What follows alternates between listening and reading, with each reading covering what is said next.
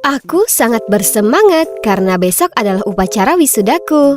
Yeay! Dan hari ini aku sedang dalam perjalanan ke bandara untuk menjemput ibuku. Aku tidak sabar bertemu dengannya. Tapi, ya, ini rumit.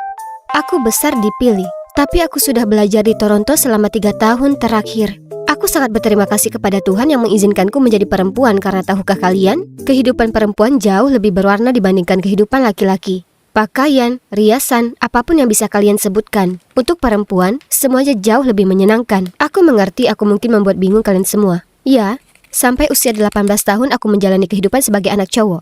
Kai. Sebenarnya, Kai adalah nama asliku. Aku tumbuh dengan truk mainan, wallpaper dinosaurus, dan rumah bermain berbentuk roket. Kemudian, pada usia 2 tahun, ibu pindah ke sebuah villa di pedesaan. Hanya ada kami dan ART lama kami, Rita. Sementara ayah dan kakek nenekku tinggal di kota dan menjalankan perusahaan keluarga bersama.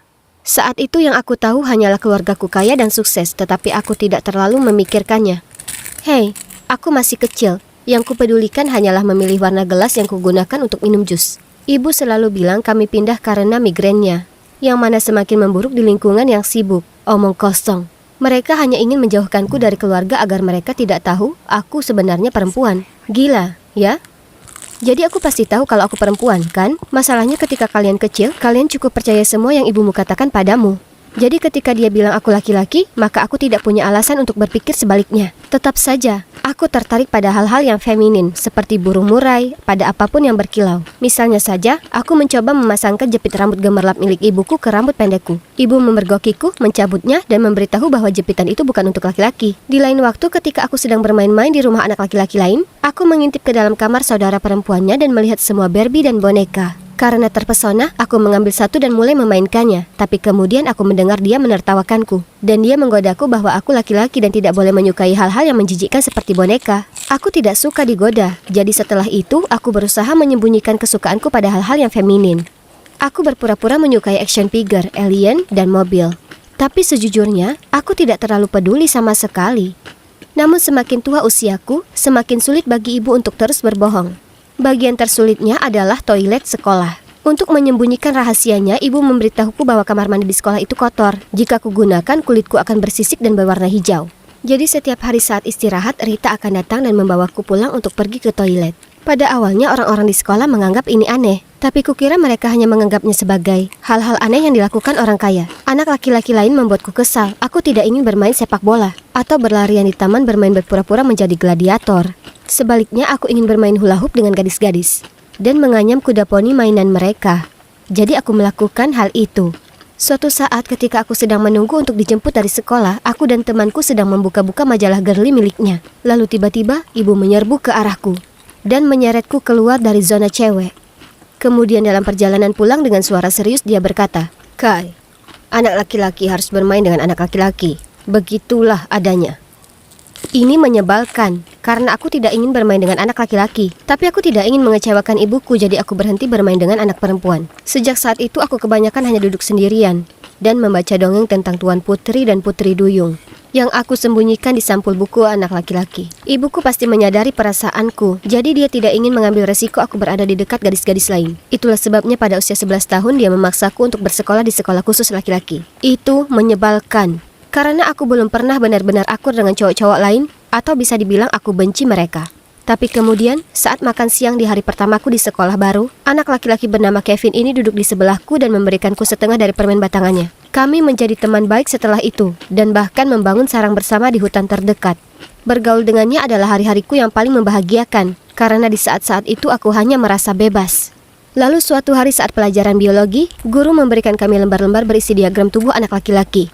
Hah, tubuhku tidak terlihat seperti itu? Apakah ada yang salah denganku? Bingung, aku memutuskan untuk curhat ke Kevin tentang hal ini. Dia juga laki-laki, jadi dia bisa membantuku, ya kan? Aku mengangkat kertas itu dan berbisik padanya. Tubuhku berbeda dengan ini. Bahkan sebelum Kevin sempat menjawab, salah satu anak laki-laki lainnya berteriak, "Kai berbeda dari kita, ayo kita periksa." Lalu dengan ngeri, beberapa dari mereka mengangkatku dan mulai membawaku menuju kamar mandi. Aku berteriak sekeras-kerasnya. Untungnya guru itu berlari ke lorong mengejarku dan meminta anak-anak lelaki itu segera menurunkanku. Ibuku bergegas ke sekolah secepatnya untuk mengantarku pulang, karena dia menerima telepon dari guruku tentang kejadian itu.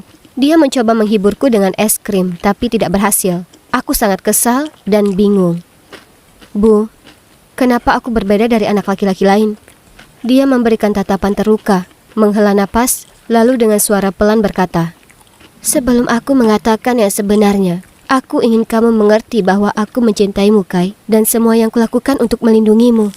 Dia memelukku erat-erat, lalu melanjutkan, "Aku sangat menginginkan seorang anak laki-laki, tapi setelah bertahun-tahun mencoba, rasanya hal itu tidak seharusnya terjadi. Lalu aku mengetahui bahwa ayahmu berselingkuh dengan wanita lain, dan dia hamil, anak laki-laki." Aku menatap ibuku dengan mata terbelalak, dengan sabar menunggu untuk mendengar apa yang terjadi selanjutnya, karena sejauh ini tidak ada yang masuk akal. Ini sulit untuk ditanggung. Tetapi saat aku mengira hatiku akan hancur, ternyata aku hamil mengandungmu. Kamu harus memahami, ayah dan kakek nenekmu punya pola pikir yang sangat kuno terhadap perusahaan, dan harus memiliki ahli waris laki-laki untuk mewarisinya. Jadi meskipun selingkuhannya akhirnya mempunyai bayi perempuan, dan ayahmu setuju untuk mendanai mereka berdua hanya jika mereka pindah ke Miami.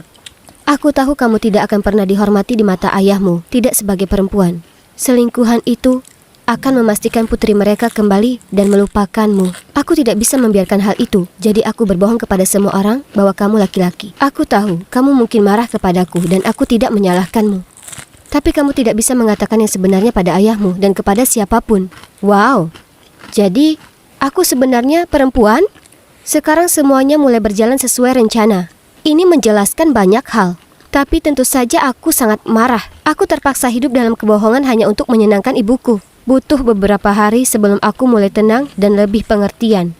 Aku rasa keadaan pasti sangat sulit baginya juga. Selain itu, aku merasa lega karena aku sebenarnya seorang perempuan. Karena jauh di lubuk hatiku, aku selalu merasakan keinginan untuk memakai gaun cantik dan bermain dengan boneka. Aku mengatakan ibu dan berkata aku senang menjadi seorang gadis. Jadi dia membuat kompromi denganku. Aku akan terus hidup sebagai Kai hingga aku berusia 18 tahun. Lalu aku akan pergi belajar ke luar negeri, sebagai gadis yang selalu aku impikan. Setelah itu, aku pindah sekolah untuk menjaga rahasia.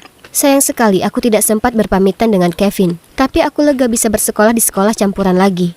Ibu bilang aku boleh bergaul dengan gadis-gadis lain selama aku merahasiakannya. Lalu, saat aku masuk SMA, segalanya menjadi lebih rumit. Pertama, suaraku jadi lembut secara alami. Jadi aku harus menggunakan suara kasar ini, yang pada akhirnya akan membuatku sakit tenggorokan. Jadi aku harus menjadi salah satu dari anak-anak yang tidak banyak bicara. Aku harus menghabiskan waktu lama setiap pagi untuk membalut dadaku dengan perban untuk meratakannya. Dan kemudian aku bersembunyi di balik kaos longgar dan sweater. Aku juga harus melakukan jalan anak laki-laki ini. Lalu ada kamar mandi. Aku bersumpah semua orang mengira aku punya masalah kandung kemih. Karena aku adalah anak yang selalu meminta pergi ke kamar mandi di SMA untuk menghindari anak laki-laki lain. Setidaknya, ada satu hal baik dari hal ini adalah aku tidak harus berurusan dengan olahraga yang berkeringat. Karena ibu telah memberitahu kepala sekolah aku memiliki masalah kesehatan. Jadi tidak dapat beraktivitas ini. Terutama pelajaran berenang. Namun perjuangan tidak akan pernah berhenti. Aku sering mendatangi gadis-gadis dengan bibir mengilap. Dan atasan rompi lucu dengan rasa iri. Oh, betapa aku rindu untuk bisa menjadi apa yang kuinginkan. Akhirnya masa SMA selesai dan sesuai dengan kata-katanya, ibu mengirimku ke perguruan tinggi di Kanada. Dia membereskan semua dokumen untukku.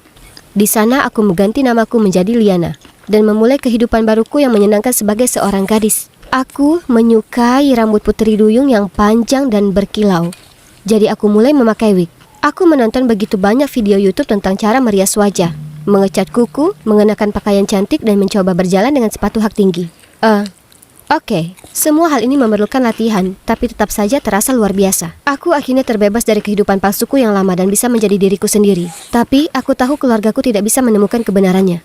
Karena hal itu bisa menimbulkan dampak buruk bagiku dan ibu. Jadi aku masih harus berpakaian dan bertingkah seperti Kai lagi, setiap kali berhadapan dengan ayah dan kakek nenekku.